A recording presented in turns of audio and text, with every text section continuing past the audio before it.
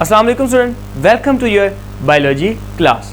तो हम 10th class biology में होम्योस्टेसिस के चैप्टर में हम स्टडी कर रहे थे। होम्योस्टेसिस एंड प्लांट हमने स्टडी कर लिया। आज हम नेक्स्ट मेजर टॉपिक स्टार्ट करने जा रहे हैं जो है होम्योस्टेसिस इन ह्यूमंस, के इंसानों के अंदर होम्योस्टेसिस किन चीज़ों के थ्रू होती है, किस तरह होती है। तो जैसे कि हमें पता है कि हर एनिमल, हर प्लांट को ज़रूरत है होम्योस्टेसिस की, अपने अंदर की कंडीशन को मेंटेन रखने की। जैसे कि हमने बात की थी पहले भी एक लेक्चर में कि जब हमारी जो कंडीशन है, ह्यूमन की कंडीशन, हम जिसमें वर्क कर रहे हैं उसमें अगर बहुत ज़्यादा गर्मी हो जाएगी, बहुत ज़्यादा सर्दी होगी, शोर होगा, शराबा होगा, धुआं होगा, ठीक है, आवाज़ें होंगी, नॉइज़ पोल्यूशन होगी, तो हम उसमें वर्क नहीं कर सकेंगे ऐसे इन्वायरमेंट। तो क्या होगा कि हमें उस एनवायरनमेंट को इक्विलिब्रियम पे मेंटेन रखना पड़ेगा ताकि एक अच्छे एनवायरनमेंट में हम वर्क कर सके। इसी तरह हमारी बॉडी को भी एक अच्छे एनवायरनमेंट की ज़रूरत होती है जिसके अंदर हमारे तमाम बॉडी के मेटाबॉलिक फंक्शन जो हैं वो हो सके। उसको कहते हैं कि ये होम्योस्टेसिस के अमल के थ्रू होती है। तो अब प्लांट के अंदर तो हम पढ़ चुके हैं, लेकिन एनिमल के अंदर कुछ ऑर्गन होते हैं जिनमें नंबर 1 है लंग्स। तो हमने पिछले चैप्टर में लंग्स को पढ़ा। आप उन टॉपिक्स में जाके आप उस चैप्टर में से, पिछली वीडियोज़ में से उसको अच्छी तरीके से देख सकते हैं कि लंग्स का किस तरह फंक्शन होता है। यहाँ पे हम सिर्फ एक ओवरव्यू लेंगे लंग्स का होम्योस्टेसिस में कि वो कार्बन डाइऑक्साइड एंड ऑक्सीजन की कंसंट्रेशन को मेंटेन रखता है। नंबर 2 है इसमें स्किन। अब जो स्किन होती है हमने देखा है कि वो पसीना भी आता है, तो स्किन जो है वो बॉडी के टेम्परेचर को, water and salt amount concentration को भी होम्योस्टेसिस के थ्रू जो है वो इक्विलिब्रियम पे, कांस्टेंट पोजीशन पे, एक अच्छी कंडीशन पे लाती है। उसके साथ एक और ऑर्गन है जो किडनी है। अब किडनी क्या करती है कि वो ब्लड में से uric acid, water, salt, urea, इन सब को निकाल कर यूरिन बनाकर ये वेस्ट मटेरियल बॉडी से आउटसाइड मूव कराती है। तो हम 1 बाय 1 आज डिस्कस करते हैं। फर्स्ट ऑफ ऑल स्किन को करते हैं। आउटर लेयर ऑफ बॉडी जो है ये स्किन है। अब स्किन 2 लेयर के ऊपर बनी होती है। Number 1 epidermis and number 2 dermis.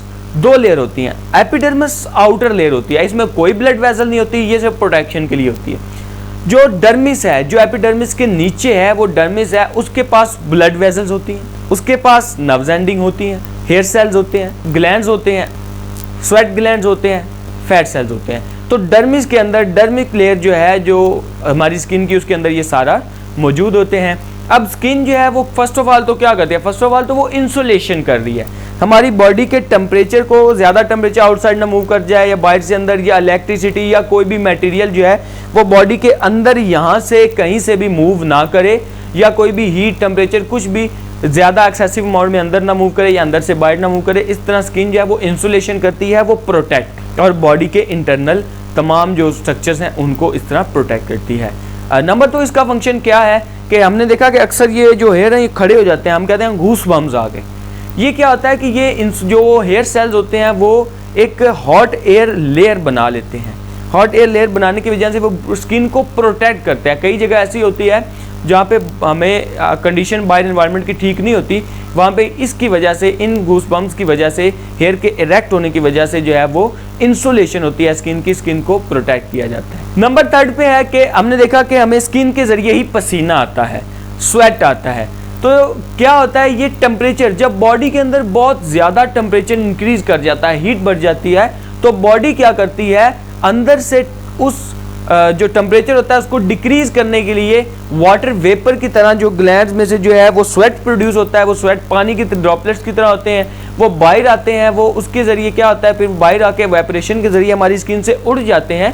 इस तरह बॉडी के अंदर से वो ड्रॉपलेट्स जो होते हैं वो टेम्परेचर उनके अंदर होता है और वो उसको आहिस्ता आहिस्ता बाहर मूव करा के हमारी स्किन से रिमूव कराता जाता है, और हमारी स्किन का बॉडी टेम्परेचर जो आया वो आहिस्ता आहिस्ता आहिस्ता आहिस्ता कम हो जाता है एवापोरेशन के जरिए। उसके अलावा यूरिया, यूरिक एसिड और साल्ट वगैरह ये भी जो है ये स्वेट ग्लैंड के जरिए, स्वेट के अंदर जो है ये बॉडी से रिमूव किया जाता है। इस तरह स्किन ये 4-5 प्रोसेसेस करके हमारी बॉडी को, हमारी बॉडी की इंसुलेशन करती है, हमारी बॉडी की प्रोटेक्शन करती है, हमारी बॉडी के टेम्परेचर की रेगुलेशन करती है, उसको मेंटेन करती है, और हमारी बॉडी के वाटर एंड साल्ट बैलेंस को भी मेंटेन करने की काफ़ी हद तक इसका जो किरदार है वो उसमें रोल है जो इसमें है। सेकेंड है लंग्स।